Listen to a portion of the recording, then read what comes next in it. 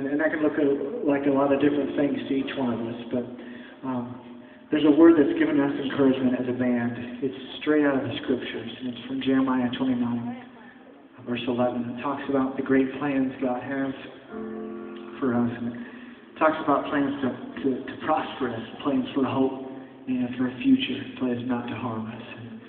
And sometimes we feel like we're right in the middle of harm, and right in the middle of disruption,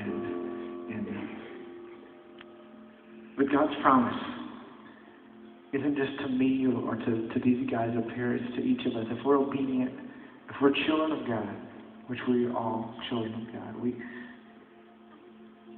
we have a plan that God has set before us, and it's a plan of hope. It's a plan for a future of things that aren't harmful, and yet when we kind of steer away from that, it doesn't look like it was supposed to. So I don't know where you're at tonight. I don't know if you're at the very top of the mountain, if you find yourself at the deepest place you've ever been in. Maybe there's a relationship that's crumbling at your very feet. Maybe there's an addiction that you can't get rid of. Maybe there's something at home or at work or at school or something that you just don't have the answers to, and you feel like maybe that God's forgotten about you. Well, let me remind you of this. When David was tending his sheep, and God delivered word to him that he was going to be the king, it didn't happen right away.